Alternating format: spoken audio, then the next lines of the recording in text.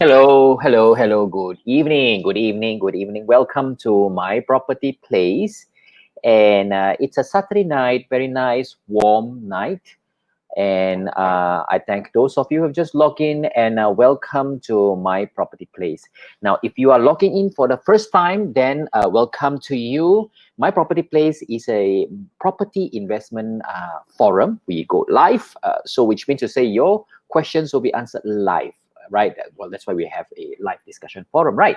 So this is what my property place is about. We run every Saturday from 9 p.m. to 10 p.m. Though I have consideration to change my show days from Saturday to another day because I have feedback that everybody wants to go out on a Saturday night. Now that it's on MCO, people want to go out and have fun. Sorry, MCO is over, right? So you want to go out, you want to go and have fun on a Saturday night. You don't want to be sitting down here and listening to Timothy rambling away. So, yep, I'm listening. I'm listening. So I might consider moving my show to a different day on a weekday night. So at least, okay, I can have you in the show, right? So nope, nope. I'm probably not going to do a Saturday night live. Yeah, so I'm going to have to consider changing that. Perhaps you can also post in and let me know. Type on the chat box and let me know what are the good days I can change my show to. What day would that be? Would it be Monday, Tuesday, Wednesday, or Thursday or Friday? I love to do it on a weekday. I think that's probably something suggestible, right?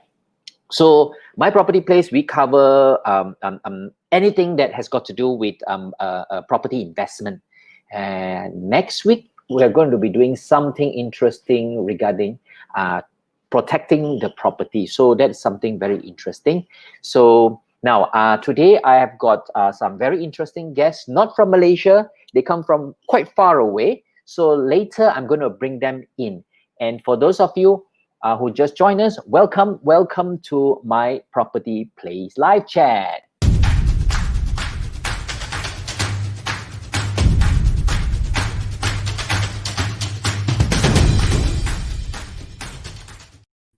And I have two very special guests today, Mr. Charles and Mr. Wilson. Hi, guys. How are you? Good evening. Good evening. Good evening.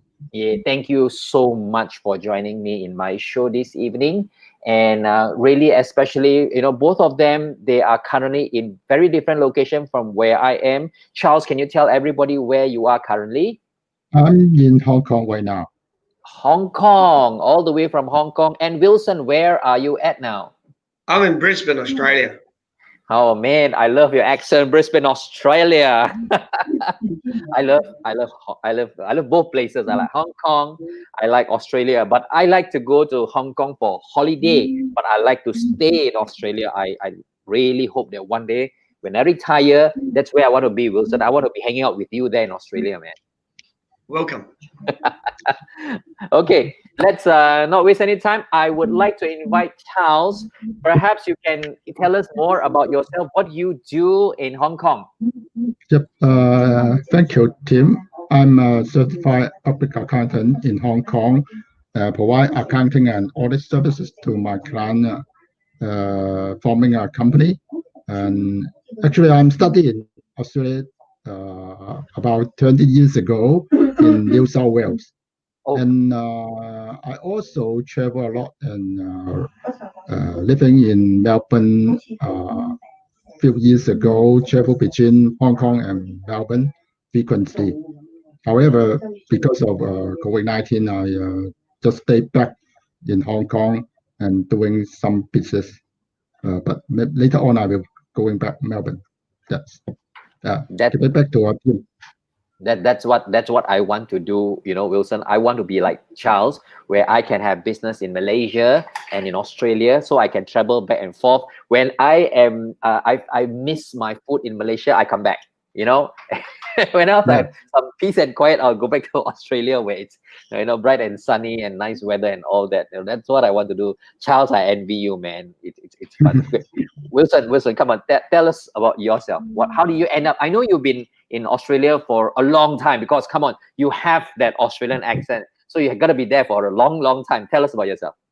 Okay, yeah, I finished my uni in Hong Kong, and then I came to study a master's degree in Australia, and I stayed behind, work here for 4 years, and started my business here. And I've been here for 30 years. 30 years. So you're practically Australian. Yeah, and I've been doing migration for the last 25 years, and I'm also a tax consultant for the last 30 years. Okay, so you must have helped to bring in a lot of migration into Australia then. You've helped a lot of Yeah, people to do that. And I will need your help, Wilson. pleasure. Yeah, I want to do that. I want to do that. Okay, so just a little bit about Charles, a little more about Charles. Charles, he owns a company called Trinity CPA Limited. Okay, he's a certified public accountant. So basically what he does is that he helps clients with tax, accountings, and stuff like that. I mean, yeah, a lot of you guys go to Australia to school, and eventually you just end up being there, because it's a nice place to be. So I think that's what Wilson did as well. You go to school there as well, and end up you liking the life there. So there you are. You're over there. And Wilson's company is he runs a couple of things. Wilson, you're also a public accountant as well. Yeah, that's right. You're also doing also in accounting business. At the same time, Yeah. you are also a migration specialist. Wilson's company is called Australia Asia Migration Consultants Private Limited, right? Okay. Yes. So yep. So 30 years in Australia, Wilson. Do you still go back to Hong Kong? Yeah, actually, I go back to Hong Kong very often. Say last year, I've been back to Hong Kong for at least 7 to 8 times last year. Mm-hmm. So what do you mean? What you do is basically you have a lot of clients from Hong Kong then. Yeah, that's right. Yeah, because we organize seminars very often. I've got people helping me to organize seminars in Hong Kong. So I'll help them, give seminars to them. And say, for example, they want to come over here as business migrants or skilled migrants. I'll actually tell them how they can actually come here. Okay. So what is your primary business? Basically, if in Hong Kong, your primary business will probably be the migration. So when they migrate, then you can help them to do their tax and accounting as well. Is that how it works? Yeah, that's right. Yeah. And we help them migrate as well, because the migration process is actually quite complicated. So we actually help them, we hold their hands and get through the process for them. Okay. I'm going to ask you quite a bit of a question about migration later part of the show, because I personally am very interested to know more about it. I'm sure our listeners out there, for those of you who are listening out there right now, if you have friends who are interested to migrate to Australia, then you've got to come in, check out with us, where the second part of the show, we will talk about how maybe Wilson can give us some tips, secret ways, easier way for us to migrate to Australia, right? If you have not been to Australia, I would highly recommend you at least go drop ship, check it out. Then you are going to say that I don't want to come back from Australia anymore. Okay, I have some of my guests. I'd like to say hello to Shanas is online. Hello, Shanas. Thank you very much for joining. Shanas, if you see Wilson and if you're interested to go to migrate to Australia one day, Wilson is the man you've got to speak to. Okay, we've got to dig out information from him. Laurie Chong, hello, how are you?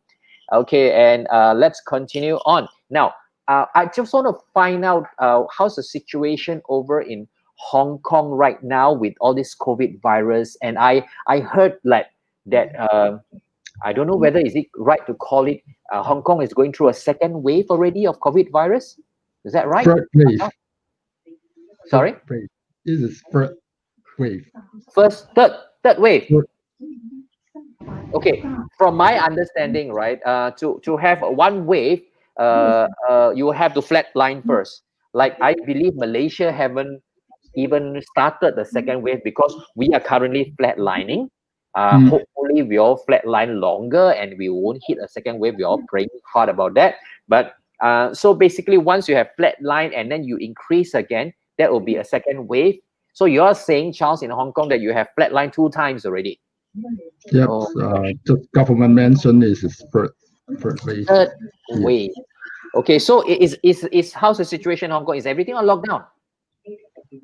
We cannot go out to have a dinner after 6 p.m., but we can have lunch outside. But actually, not many people going out at night or afternoon before. Yeah, I think I think we had that previously. Then now we are opened up. Everybody is like, oh, going crazy, going out at night. How about Wilson in Australia? How is the situation right now? As you can understand, Australia is actually a very big country. Mm. So each state and city is different. Okay. Mm. From where I am in Brisbane, everything's quite normal. All the restaurants are now open. The border has been opened, just recently opened. And life is basically as usual. But in other states and cities, it's quite different. So, for example, if you read the news, you can probably tell from the news that Melbourne is actually pretty serious. I think they are actually undergoing the third wave now, and there are a lot of confirmed cases for the last week. It's actually even worse than the first wave in Melbourne. So the Melbourne city, the whole of Melbourne city is actually being locked down at the moment. The whole city is being locked down. Wow, Yes. it's going to be challenging for the people over there who's working there. Yeah, so which means to say, people from other states that can't travel into Melbourne then. That's right. Say, for example, Queensland has already opened its border, but we won't accept people coming from Melbourne or who have visited Melbourne, I think, in the last 2 weeks. But other than that, we can actually travel freely within Australia. But as far as international travel is concerned, we aren't allowed to travel outside Australia because as Australian citizens and permanent residents, we are not allowed to leave unless we get a special permission. I think that's what Charles did. Charles, you just came back from Australia not long ago, right? When did you manage to fly back to Hong Kong from Australia? I need to get approval from Australia government before I leave Australia. So you did manage to leave, and it was recently. I get an approval from government. Okay. And of course, I need to book the flight in advance. But it is only 3 flights per week in the 3 weeks ago.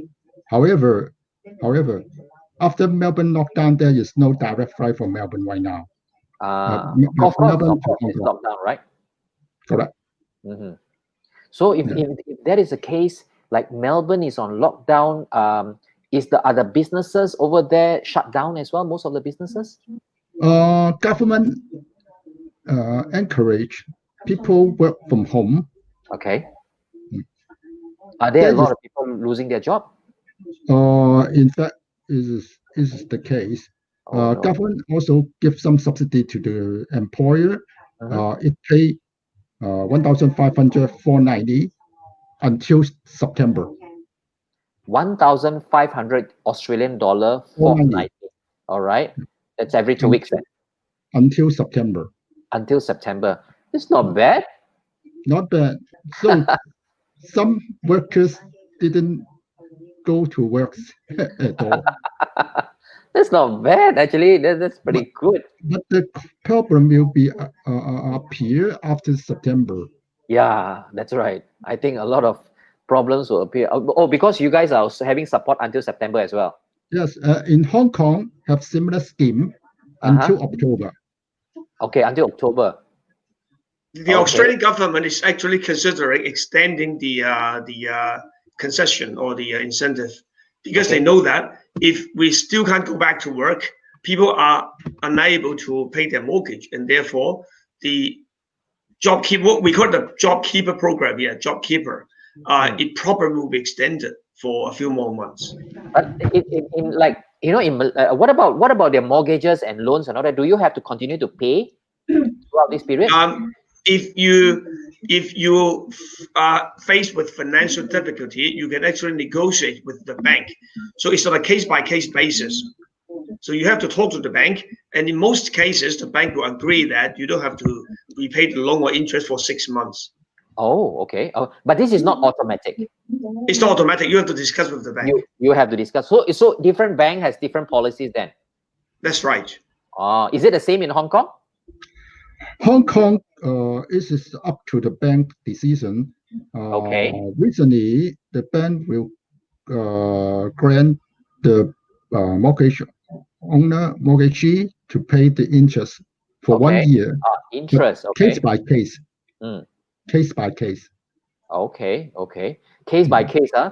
Then I hope that those who really needs it gets it approved, because most of the Right. time that's not the case. Right. In Malaysia, we have our own support from the government. It was announced in April that we have this thing called moratorium for 6 months.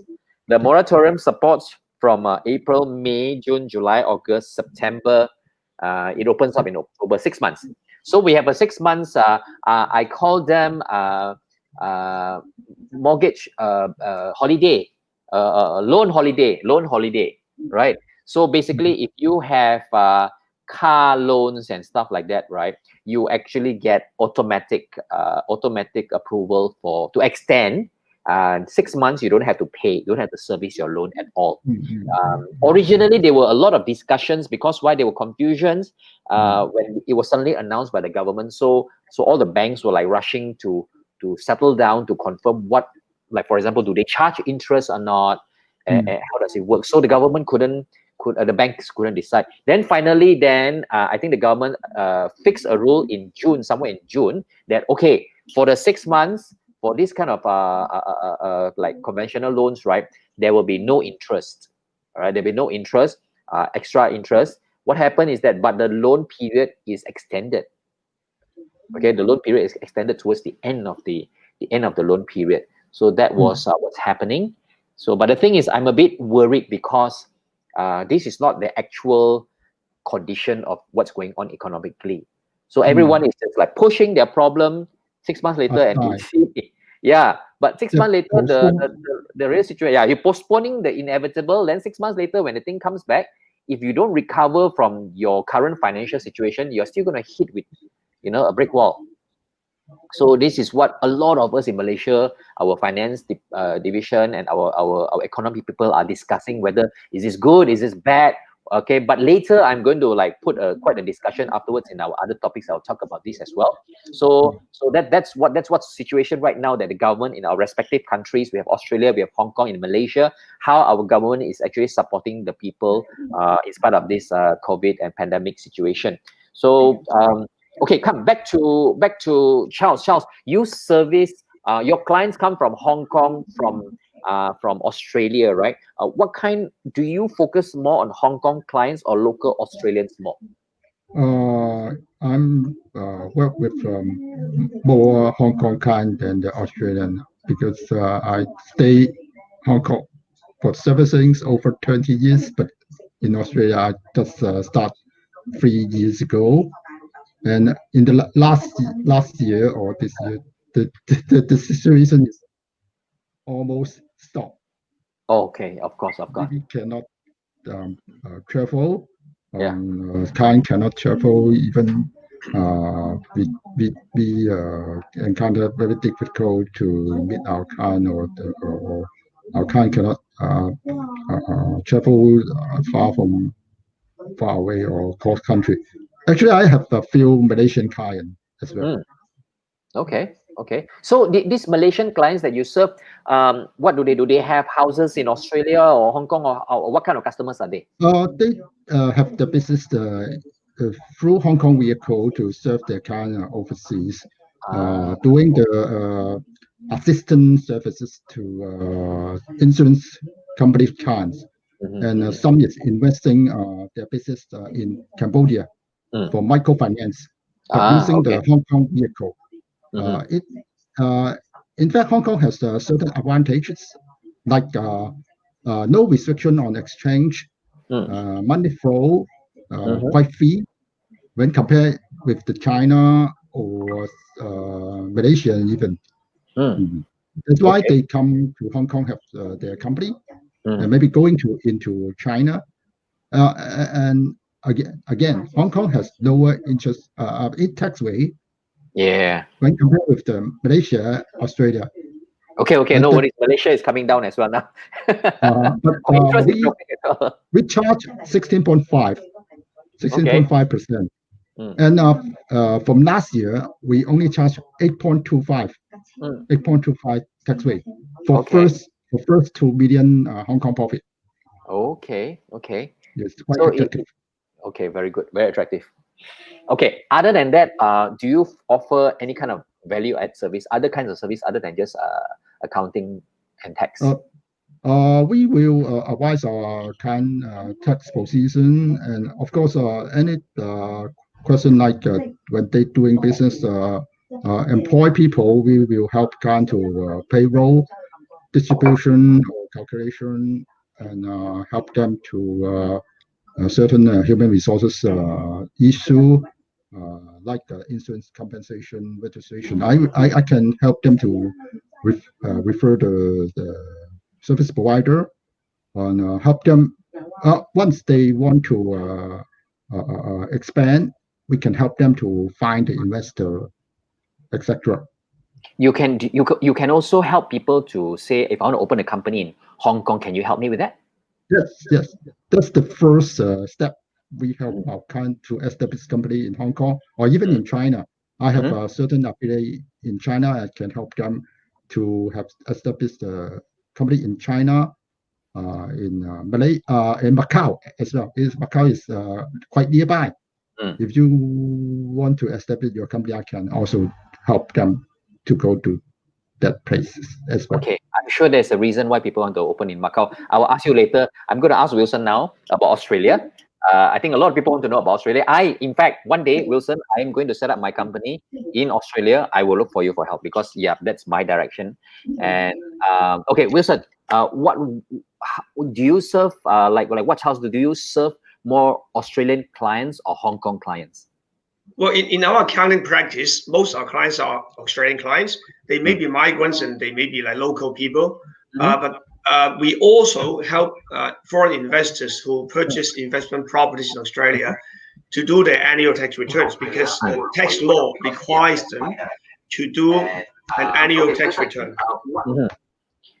Okay, I think that is really important. I think if there are listeners out there, if you are already investing in Australian properties, or if you're thinking to invest in Australian property, Wilson is a very, very important person. Because why? When you earn your rental profits, right, you need someone like Wilson to help you to massage.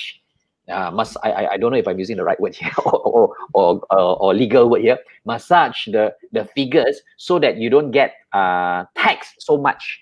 The tax in Australia can be all the way up there. Wilson will probably later help us to explain how much tax is it in Australia. All right, am I right to say that, Wilson? Yeah, that's right. Yeah, and my other business, of course, is to help people migrate to Australia and to help them to come to study as well. Okay, so I guess that is hand in hand. You know, people who migrate to Australia, then they are definitely going to need your help, Wilson, to help them to adjust to the living environment, to make sure that they save more money, you know, prevent them from being taxed so much, stuff like that, right? That's right. Okay. So how is I'm not going to touch about migration because that is going to be a whole topic altogether. I want to talk more about the housing condition right now. Maybe let's understand a little bit about the Hong Kong environment. Now, you see, we talk a lot about Hong Kong properties. We know Hong Kong properties are really expensive, but where exactly in Hong Kong that is expensive? I'm going to just shoot out a map for everyone to see. You're not going to see our face, but you're going to see a map. Charles, maybe you can tell us, like, for example, this is a map of Hong Kong. Now, we've got the blue ones, which is the new territory. In Cantonese, we call them Sun Gai, right? And the red ones, the red numbers are Kowloon or Kowloon. And of course, the green one is Hong Kong Island. So in these three locations, right, which are the most expensive location in Hong Kong? The Hong Kong side is in traditionally higher price than the Kowloon and new territories. Because Hong Kong Island, you mean? Yes, 15 and 18. Because 15 this is the 15 and 18. Because this is a service and financial central. Okay, let me get the Cantonese part of it. Let me guess. 15 Central is called Zhongwan. Am I right? Right, correct. Yes, Zhongwan. What is 18 called? Wan Zai. Okay, Wan Zai. It's called Wan Zai. Okay, Wan Zai. I got that. Okay, and 16. What is it called? 16 is the eastern part, eastern side. In Cantonese, what is it called? Eastern to the central. That's called the eastern. Is there a word in Cantonese for that? Đông區. Okay, I seldom hear that. You know why I can say all this? Because every time we watch the TVB, right, they will talk about Zhongwan. Then that's why we all got to know a lot about these kind of things. And then of course Kowloon law, and then Sungai, yeah, these kind of places. So basically, you're saying that the Hong Kong Island 1518 is more expensive. I guess when we hear a lot of people, a lot of news that coming out about, well, the property is there so expensive and it's so small and all that, it's all coming from Hong Kong Island, right? Yes, in general, yes. Okay. So yeah, so I think to just give you a figure, to give you a visualization of why is the property in Hong Kong so expensive, maybe I just give you a density look at the property. This is a map. It's a Google map of the construction density. Kowloon. This whole area is Kowloon. Okay, and you can see how packed the houses are. And whatever you see that is not covered with houses, they are mountains, hilly areas where you cannot build houses. Other than that, everywhere is packed. In fact, correct me if I'm wrong, Charles, they are so packed that they have to reclaim land in the sea to build more houses. Yes, Correct. because of the mountain size, we reclaim the land from the sea very much. Yeah. So that's what's happening right now. And in fact, it's Hong Kong is so expensive. If you look at this one, this is the top 10 most expensive housing market in the world. Okay, and if you look at all this, New York is number 10, and who is number 1? It's Hong Kong. It's right at the bottom right hand side.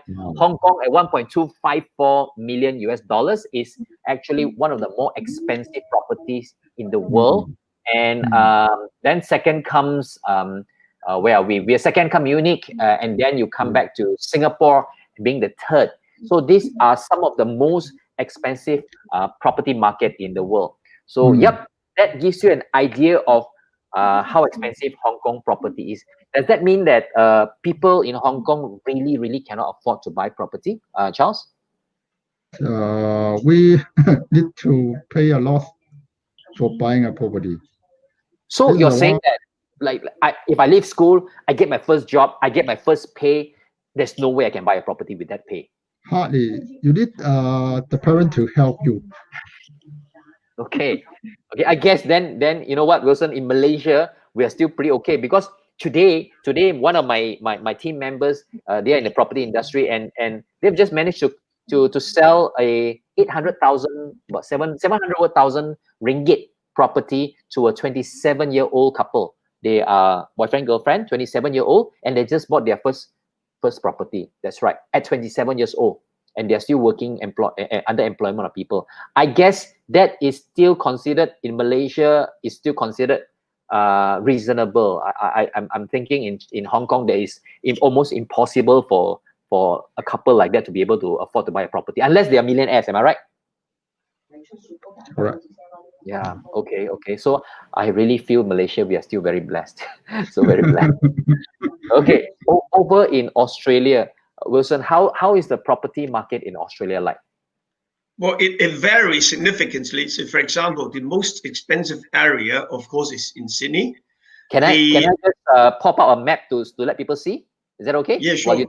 Okay, this is a map of Australia. For those of you who are familiar with Australia, so we have all these states in Australia. Wilson will continue to explain to us while he speaks about Australia. Yeah. So Sydney is by far the most expensive city. On average, a two-bedroom apartment in the city is about $1 million Australian dollars. You probably can guess a really cheap one for under 1 million, but it goes from like 1 million to 1.5. So that is the average price of an apartment, two-bedroom apartment in Sydney, in the Sydney CBD area. Okay. Yeah, two bedroom. Yeah, but in contrast, in Brisbane, you are talking about like $600,000. So that is like half of the value of an apartment in Sydney. So okay, guys, if you don't know where is Brisbane, Brisbane is in Queensland, the yellow color one on the top right hand side, right? So that's right. Yeah. Is just below the tip of that area. And Brisbane, you're saying that two-bedroom apartment will cost about 600,000. Yeah, in the city. If you leave the city and go to the suburbs within, say, for example, 5 kilometers from the CBD area, the price will drop to about 400 to 500,000. So it's quite affordable for young people in Brisbane to buy houses. But in Sydney, they have the same problem. It's so difficult to buy the first house. 4 to 500,000, 5 minutes away. That's not too bad. That's no 5 km away from the city. 5 km is about. I don't know. I don't think the traffic jam is that bad, right? So it's probably like 5K is what, 10 minutes for you to drive? Yeah, that's right. Yeah. Yeah, not too bad. It's not too bad, you know, and the price drastically drops. So that's pretty good. I have a bit of experience in Gold Coast though. Gold Coast has some pretty affordable houses. You're talking about in Brisbane. You're talking about Pumble. What about houses, landed houses? Are they expensive? Well, the houses, house and land in a normal suburb would be about $600,000. That is the median price, 600. Okay. If you're after like more sought after areas, newer properties, you can go up to $1 million. So you can get a pretty decent house and land package with $1 million in Brisbane. Okay. How about over in Perth? Every Malaysian knows Perth, right? I mean, Perth is the nearest to Malaysia. It's 5 hours flight. Okay, so how is the prices in Perth? I'm not too familiar with Perth. I think it's on par with Brisbane. Sometimes it depends on the mining industry. Sometimes it's more expensive than Brisbane, and sometimes it's less. I believe at the moment it's a little bit cheaper than Brisbane. It all depends on the mining activities. If mining is blooming, then the price will go very high in Perth. I think in Australia overall, each state is very dependent on their respective industry to boom the pricing and all that, right? Every state is very different. Melbourne has its own industry, educations and tourism and stuff like that. Perth is very industrial, mining industry. Yeah, I heard about that. And recent years, the mining industry in Perth is quite soft. A lot of the miners are moving out to other places to look for jobs. So that's why the property pricing there is not really very strong. But however, that's saying that the prices are not too high. It's probably a good time to buy into Perth, if the price is low. Correct. Yes. Okay, that's good. Now, because of this current COVID situation, does it impact the house pricing? Does it make the house pricing drop further? I've been following this closely for the last 3 to 4 months, and there's no significant drop in house prices. And to my surprise, the value of houses are actually holding quite well. But as I've explained earlier, I'm a bit concerned that after September, the prices may start to go down because people may not be able to afford to continue to pay their loans because when the special arrangement with the bank stopped and they can't pay the loans, the bank may foreclose the property and that may drive the property prices down. Which again, it's all back to October when we can see the real situation. That's right. There'll be a spike in the charts, right? Okay, right. Thank you very much. After this, when we come back, I'm going to shift our discussion into migration. I think that's a topic that we want to talk about. Perhaps Charles also can talk about migration in Hong Kong, though I don't see many people want to migrate to Hong Kong. Maybe the other way around. Hong Kong people want to come to Malaysia, maybe, Okay, we'll talk about that as we come back, right?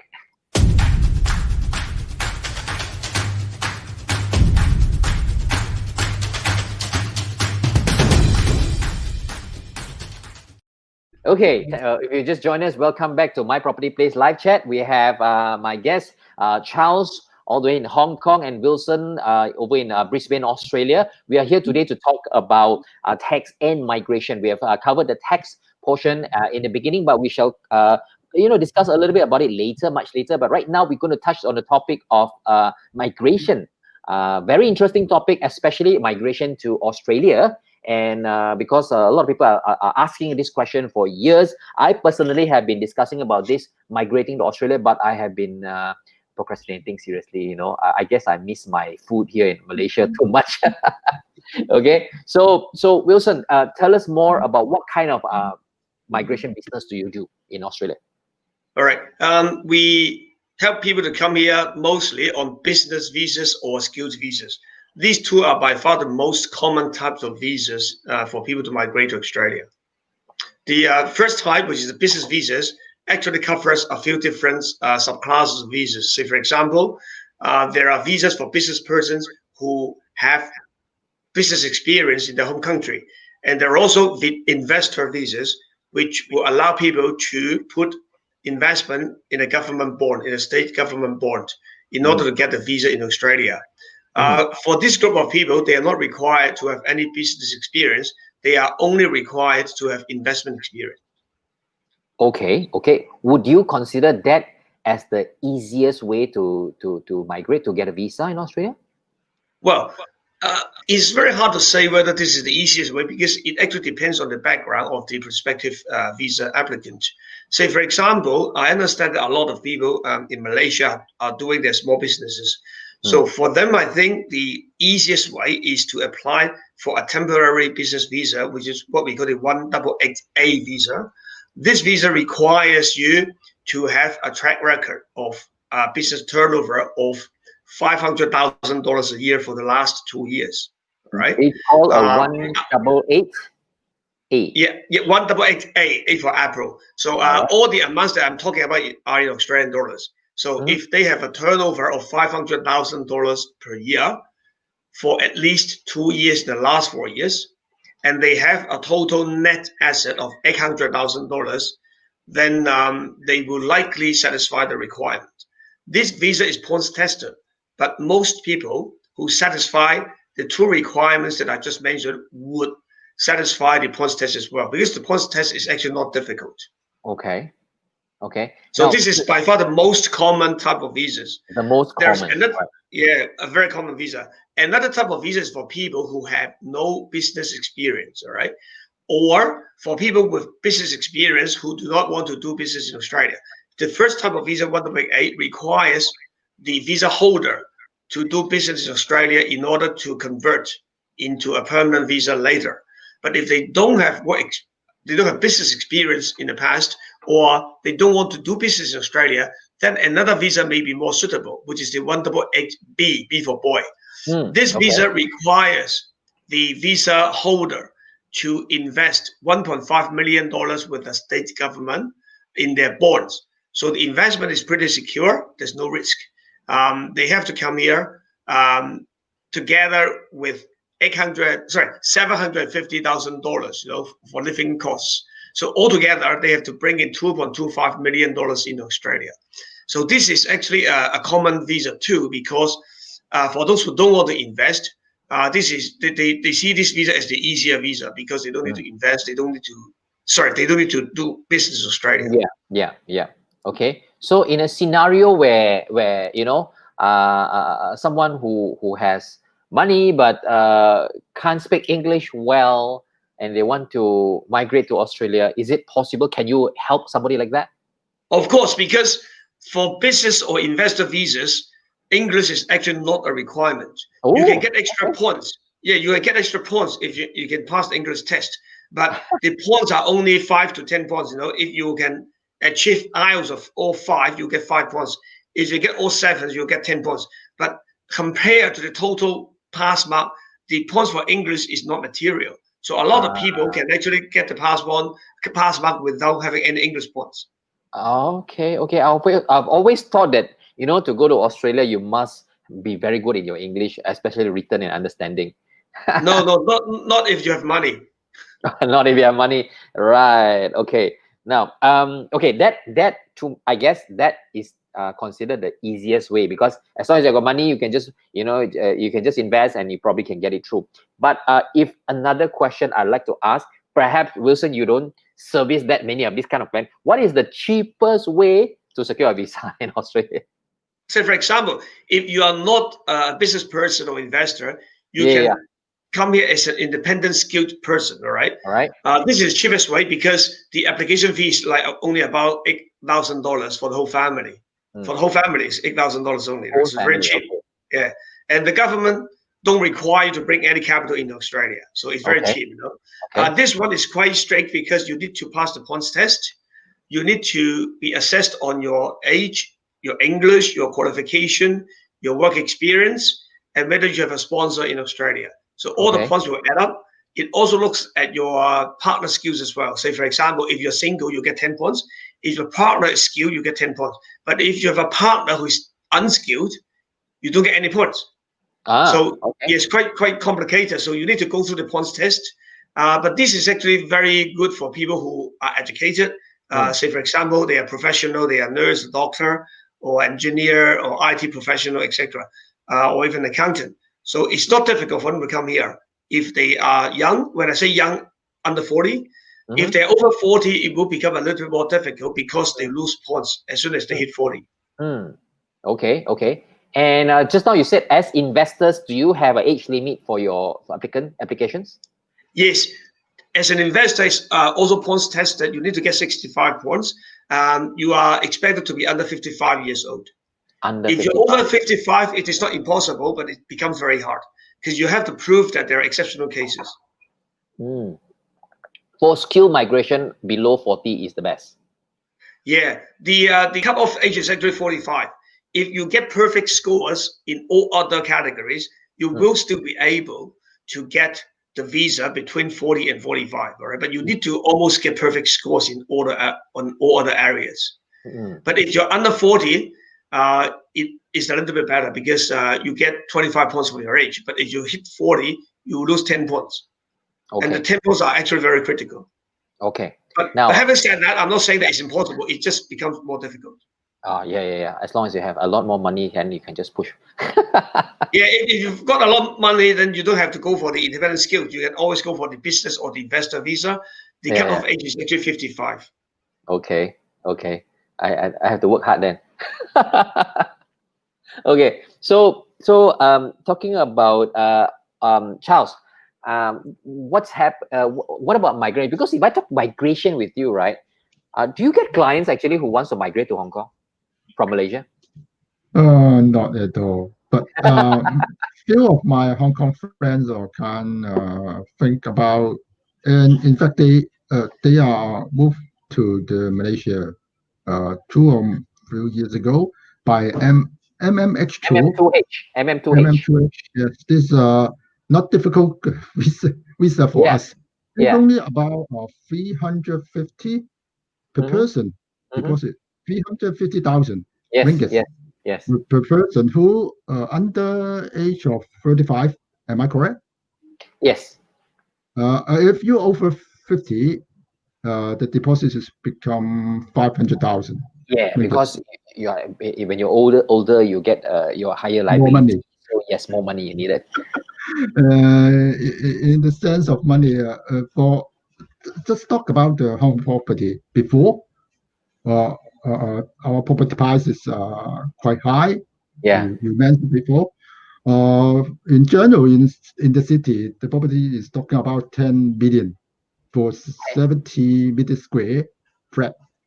If you sold it out, is not difficult to get the money and go to the Malaysia. Okay, let me just repeat that.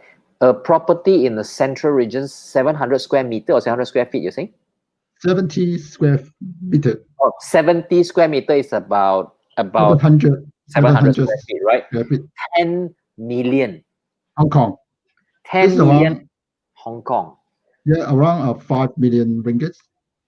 5 million ringgit for a 700 square feet apartment. Okay, for the fellow Malaysians and also Australians, by the way, if you're complaining your properties are expensive, Charles has just said for you. And in that figure, if you even translate to to Australia, it is still very expensive. Am I right, Wilson? Yeah, that's right. Yeah, even it's actually still more expensive than Sydney. My goodness. I mean, and that's how I think in KLCC, that's our most expensive market area in the whole Malaysia. We are talking about between 3,000 to 4,000 ringgit per square feet. That means if let's say you buy a 1,000 square feet apartment, that would probably cost you 3 to 4 million ringgit. And we are talking about the most expensive 4-season Ritz-Carlton residence kind of thing. Oh, if talking about Four Seasons Grey, it may be talking about 20 million Yeah. So in so Hong that's Kong. that's how big a difference between Hong Kong and Australia. You're talking about just now. Sydney is about 1 million for 2 bedroom, right? Mm, mm, mm. And 2 bedroom. What size is that? 2 bedroom, Wilson. About 70 square meters. Same. It's about 700 square feet, right? Mm, So mm. 700 square feet for 1 million. Okay. Yeah. And in Malaysia, it's 700 square feet. I think we just recently transacted one for 2.3 million for 800 square feet in KLCC. Really like one of those prime land area. So that's about that. Okay, but if you're talking about average suburb, local area, it's between, say, 600 ringgit per square feet to about 1,000 ringgit per square feet. Okay, so I would like to say hello to some of my guests. I have got surprise, someone all the way from Sydney, Wilson, your gang, who is asking this question. Shanlin, Siu Shanlin is my old friend. No, I'm not saying she's old. We've known each other for quite a while. Okay, hi Shanlin. No, I'm not saying you're old. Okay, you're very young. Okay, she's asking, hello, if I can ask, with Australian opening up to Hong Kong, migrations to Hong Kongers because of the current political situation, do you see more Hong Kong people migrating to Australia? If so, which state? Wilson, maybe you can advise. Okay. The first part of the question, the answer is of course positive, because a lot of people, I think, will come to Australia under the announcement, the new announcement by the Prime Minister. Students and skilled workers will be welcome. So the number of migrants will definitely increase. That is for sure. But if you are asking about which state to go to, then it's actually I've got some mixed answers for you. Traditionally, people from Hong Kong would like to go to Sydney. That's always the first choice, and then Melbourne. All right. So these are the choices, right? But if you look at the more well-off people from Hong Kong will definitely still go to these two places. Okay. But if you look at the announcement by the Prime Minister, he's targeting at mostly, if you're talking about the numbers, okay, if you're talking about the numbers, he's targeting at the young professionals, working class, right? And for students, especially for students, there's actually a big incentive for them to go to a regional area to study. Say, for example, if you study in the normal area, Sydney, Melbourne, and Brisbane, you'll be given a 5-year temporary visa after you finish your studies, and then you can apply for permanent residence, apparently with no further requirements except for health and character. But if you study in a regional area, then you can apply to become a permanent resident after 3 years. So you can become a permanent resident 2 years earlier. So that is actually a strong incentive for people to move to regional areas. And if you are not too sure about what regional area means in Australia, it's anywhere in Australia other than Sydney, Melbourne, and Brisbane. So that includes the Gold Coast, that includes Perth as well. Is it easier to get into Tasmania, maybe? Yeah. It's very easy. If you want to go to study there, you are almost certain that you can stay there as a permanent resident. Okay, Shanlin, if you got any of your family members, a few of the aunties who want to migrate to Australia, ask them to go to Tasmania first. Then after that, from Tasmania, come back to. Why is it terrible, you guys? When I talk about Tasmania, you all laugh, you all. Actually, other than Tasmania, if you go to South Australia or Northern Territories, it will be very easy for you to get permanent residence if you study there. Okay, where's South Australia? Let me just pull out the map again. South Australia is there. Okay, in case you all don't know where is South Australia. South Australia is just let me just take out this one. In the middle, the purple color one. The purple color ones, that is South Australia. So you're saying, okay, maybe Northern Territory and Southern Australia probably be easier to get in as well? Yes, because not many migrants would like to move there because they are a little bit remote from the rest of Australia. Okay. No choice. Have to yan hala. Have to patience for a few years. How many years? You said 3 years. 3 years, yeah. South Oh my. Australia is actually not bad. It's actually quite the capital city of South Australia, which is Adelaide, has one of the best universities in Australia, the University of Adelaide. That's Is quite it a good easy to university. is it easy to get into Adelaide? Is compared to other universities, it's actually not that hard. So it's actually not a bad place at all. It's actually quite attractive place to migrate, and the Yes, living cost is actually lower there. it's nice place. I studied there. I study Uni of Adelaide. Okay. I've got two more specialists in Australia who just log in with us. Mandy and Angela, she's one of our guests, who's saying hello to us. They were my guests last week. Mandy and Angela has been traveling in Australia, and they are Australian property specialists who are quite familiar with the properties over there. Hello, Mandy, Angela, good to have you guys. And Shanlin is asking another question. Let me just post it on again. Shanlin, by the way, the story is Shanlin and her husband, they are very, very clever. They, since young, both of them, she and her husband, they have saved up money. And one fine day, they just suddenly announced that, oh, we are migrating to Sydney. And both of them are in Sydney. They've got a good job in Sydney, and they bought a nice landed home in Sydney. To be able to own a nice landed home in Sydney is wow, right? Correct or not, Wilson? Yeah. Okay, So, my response to this is maybe I haven't explained myself clearly in my first part of the answer. The more well-off people from Hong Kong will still prefer to go to Sydney and Melbourne, so they have the buying powers, and therefore I believe that it will actually help the Sydney and Melbourne property market as well.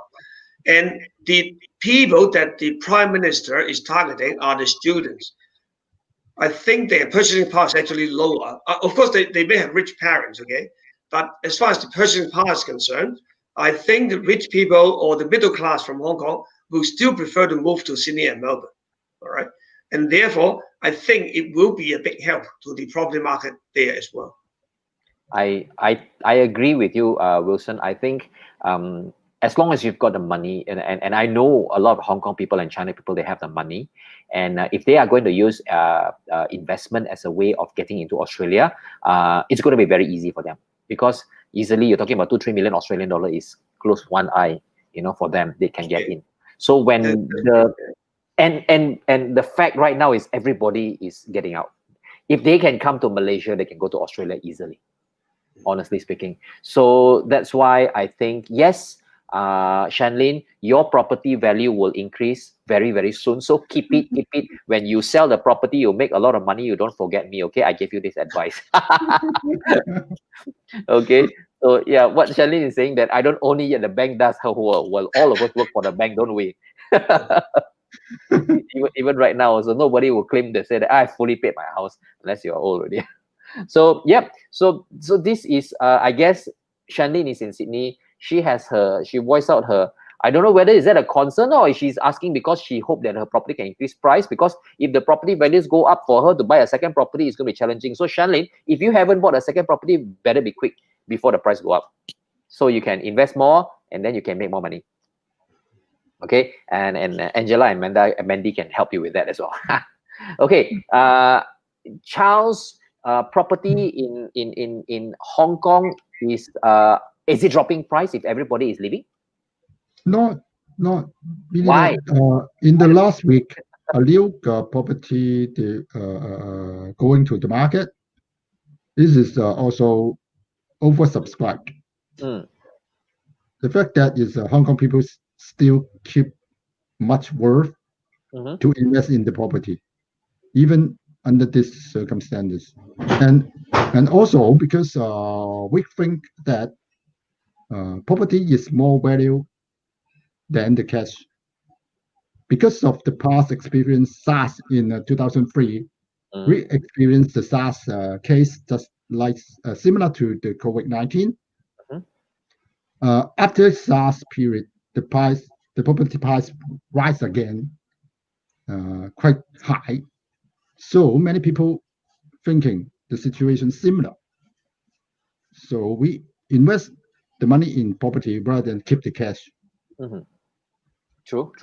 I believe at that time when your second wave opened up, the when everybody got to come out, I heard some, because I got some property agent friends in Hong Kong, and they're saying that quite a few of the properties are being snapped up very, very quickly in Hong Kong. Just at that short period of time when the COVID virus calmed down in Hong Kong, I believe it was during the second flat line in Hong Kong. A lot of the projects, they sold out very quickly. And of course, now they cannot come out again. No choice. They have to. I guess in Hong Kong, it's always like that. All the investors are just holding on. When it comes to the pandemic, right? Everybody cannot come out. They will just have to yan. When the market just suddenly opened up, everybody rushed to the sales gallery and buy something. You know what? That's how Hong Kong is. I would say that it's the same in Malaysia. Right now, some of the sales gallery in Malaysia, especially we're talking about the medium price ones, below, just slightly below 1 million ringgit properties, those apartments. A lot of medium tier people, we're talking about the young working professionals, they are actually coming out to buy property. We have a couple of projects right now. Today, I was at one of the sales gallery. I see people are walking in. It's like normal. It's like even better than end of last year. I remember end of last year, everyone is talking about overhangs. The market is really soft for properties, and people all the sales are slowing down, but now I see sales galleries are improving, and this is the second sales gallery I saw in this month that is packed with people in Malaysia. And of course, right now, because Malaysia, everyone is taking advantage that we can actually get out, we can actually go out to sales gallery and all that. So that's why these places are all packed. And it helps that the Malaysian government has given quite a lot of incentive to the people there to encourage them to buy properties. You see, June 2020, this year, June, right? They have announced an exemption in stamp duty for the memorandum of transfer. That means to say the title transfer. We get charged for the title transfer, right? So during this period of time, short period of time, from now till I think end of the year, there is a tax duty, stamp duty exemption for property price between 300,000 to 2.5 million ringgit. Okay, so that there is actually an exemption. And also the RPGT, the real property gain tax, we are having some special exemptions as well. For I think the RPGT will be given to Malaysian citizens for disposable. There'll be an exemption on the this RPGT for property disposed between 1st of January this year, 1st of June this year until 31st December next year, 2021. Now, for those of you who are not familiar, our RPGT, this is the calculation, this is the percentage of the RPGT without the government incentive, right? Since 1995 until now, 2020, if you look at, if you keep your property for the first 3 years and you sell your property within the first 3 years, you'll be taxed 30% on the gain of your profit of it, with the property you sell. So the differential of the profit, right? So if it's on the 4th year, it's 20%. If the 5th year is 15%, and thereafter, after the 5th year is 5%. You have a permanent of 5%. But okay, so basically this is what it looks like. If you're a citizen of Malaysia, less or equal to 3 years is 30%. So anything you keep more than 5 years is 5%. However, right now with the incentive, what's going to happen is that you'll be exempted. If you sell your property, if you purchase the property and dispose it now until next year 2021, so there'll be exemption. So this is an encouragement for a lot of people to purchase property right now. Okay, so this is happening now. What else is there? Any other incentive in Australia for home buyers to encourage people to buy homes in Australia, Wilson? Yeah, the government has announced a subsidy of $25,000 if you purchase a brand new property, or if you spend money in building a property. If you enter into a building contract for at least $150,000, you get a subsidy of $25,000. 25,000. Yeah, that's quite a fair bit. Yeah, that is the COVID-19 incentive, because during COVID-19, the construction industry has almost stopped completely. So that's why the government wants to get them to kick off again, and that's why they give away $25,000 per a new house or an apartment. So let's just rephrase that again. You're talking about if you are enter into a contract to build a house, you get a 25% one-time off, or if you So 25,000. 25,000. If 25,000. if the money that you spend is at least 150,000, I think. Okay. It's on a minimum. prorata basis. Prorata basis. Okay. What about if you purchase a property, you know, off the market? It's a new property. Do you get that incentive? No. Oh, okay. You have to build. You have to engage someone to build it. So it only applies to house and land package because you're building the house. If you purchase from someone, then you don't get it. What about apartments? Because you're not building your apartments, you're actually Yeah. buying it from the developer. Yeah. So you won't get it. You don't get. Oh, okay. House and land, yes. Yes, because you're the person who actually builds it. Okay. Any Charles, any incentive in Hong Kong? No extra incentive, but for the first-time buyer, you can get 90% mortgage from the bank at lower interest rate. Okay. But if the original subsidy or incentive to the first-time buyer, then because the property price is steady in Hong Kong at the moment, no extra government encouragement program like that in Australia. Yeah, of course. I mean, without incentive, people are already rushing to buy. For us in Right, Malaysia and Yeah. Australia, we are actually asking everybody to buy, because when they buy, you spur the economy. You know, things get moving. Yeah, that's I think one of the main reasons for the government to give us incentive. Okay, now thank you very much, both of you. We are a bit short on time right now. We already hit 10 o'clock already, but we did started late. So now after this, when we come back, I am going to run a little contest for my listeners out there. That we're going to play a game, okay? And I'm going to test you a little bit about Australia. All right, see how much you can remember. Anyone can answer. In fact, let me just get back to you very quickly.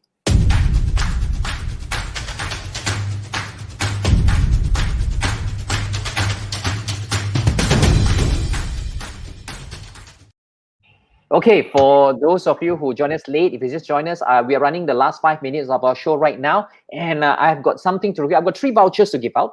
Okay, 3 vouchers to give out in courtesy of Home Creation Realtor. Right now, what we're going to give out is this one. Now, if you get my answer correct, I'm going to ask you questions, right? If you get the answer correct, I'm going to give you a voucher worth 3,000 ringgit. Okay, 3,000 ringgit, you can claim the voucher from Home Creation Realtor. This is a property agency. And if you purchase any projects from Home Creation Realtor, on top of whatever rebates you're getting, you can get another 3,000 ringgit. Okay, so it's a good time for you to buy property. So come on, let's go for it. Now, let me just give the first question. My listeners, if you are ready, I'm going to ask the first question based on this map, right? Can you point out to me what is the name of the state in number 7? The first person that can type out and tell me what is the name of the state on number 7. Can anyone tell me? What is the state number 7? Listeners out there, if you get the answer correct, you are going to get a 3,000 ringgit voucher that you can use to claim to purchase a property. 3,000 ringgit extra off. It's a 3,000 ringgit voucher actually. You can't exchange it for cash though, but you can still use it to purchase a property. Okay, anyone can give me an answer? 3,000 ringgit, come on. Number 7 is so easy. All those Australian people would know the answer, right? Anyone? No one wants to answer me. Come on. If no one, I'm going to keep it for myself so that I'm going to go buy a property. In fact, I am looking to invest in a property right now. No takers at all. It's either that or they don't know how to answer. Okay, fine. I'm still waiting. No answer, then I'm going to move to the next question. Oh, someone answered. Hang on, let me just get the answer. Hello. No, I'm asking what's the name of the state, not the city. Somebody answered Perth. Perth is located in that place. Let me just get the picture out one more time. Correct. No, what is the name of the state? What is the name of the state? answer correctly. Where? We've got an answer? Yeah, Mandy. Mandy got it correct. Mandy answered Western Australia. Of course, Mandy is an Australia expert. I do have to give it to Mandy because she got the answer correct. Congratulations, Mandy. Congratulations. And Nell, you answered a bit slow. Mandy got it right. Western Australia. Yeah, Western Australia is correct. Let me just pull it back. And congratulations, Mandy. Now, I've got 2 more to go. Now, come on, let's try again. Okay, now, come on, try again. What is the capital city of Australia? Who can tell me what's the capital city of Australia?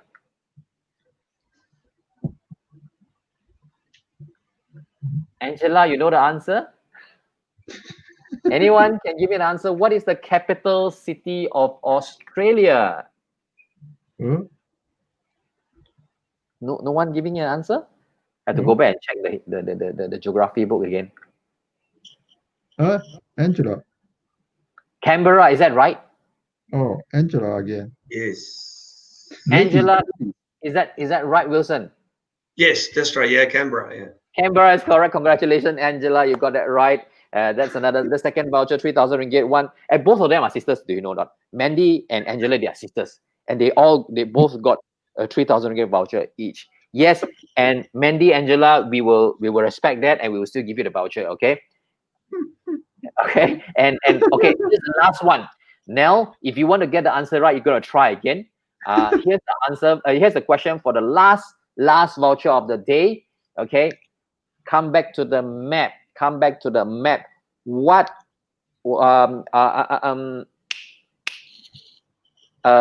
shoot, what is the question that I want to ask? Where is Gold Coast located? In which number? Which state is Gold Coast located? Anyone got the answer? Where is Gold Coast located in this map? What number? Give me a number. If you can give me the name of the state, will be good as well. Anyone? Where is Gold Coast, my favorite place in Australia, with 55 kilometers of unbroken beach? Nell, finally you got it right. Brisbane. Finally you got it right, Nell. Okay, number 5. That's right. In Brisbane. Correct, Wilson? Correct or not? Is that correct, Wilson? Gold Coast is actually in Queensland and not in Brisbane. So the answer for Brisbane is wrong, but 5 is right because 5 stands for Queensland. Okay, Nell, you want to try what's the name of the state? He probably got it. He already told the answer anyway.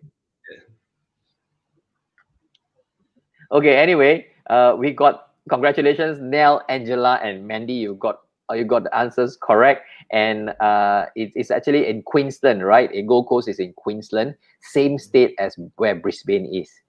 And I miss Gold Coast. I want to go back to Gold Coast one of these days. I've driven past Brisbane to go to Steve Irwin Zoo, right? Am I right? Is it still called Steve Irwin Zoo? The Australian Zoo is actually in the Sunshine Coast. Sunshine Coast. Yeah. Well, yeah, I can't remember if it's what zoo is that. Nell is a Victoria supporter. Okay, all right. I think our time is up for today. And thank you very much for all of you watching. Angela, Nell, and Mandy, I'll be sending you your vouchers.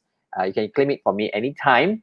And for those of you who've just joined us or you've joined us the whole time, I thank you very much for your time on this Saturday. This nice hot Saturday. Actually, it's quite hot out there to join us. And I hope again to see you. Don't forget, guys, I mentioned earlier in my show, I am about to change my show to a different day other than Saturday night. If you are still listening, do comment on my chat box and let me know what is a good day for me to change my show to. One of the weekday nights, okay? One of the weekday nights. I'm planning to change that. Okay. All right. Thank you very much again. And this is myself, Timothy, Charles from Hong Kong, and Wilson from Australia. We are signing off for tonight. Thank you very much again for joining us tonight. Okay. Bye-bye. Good night.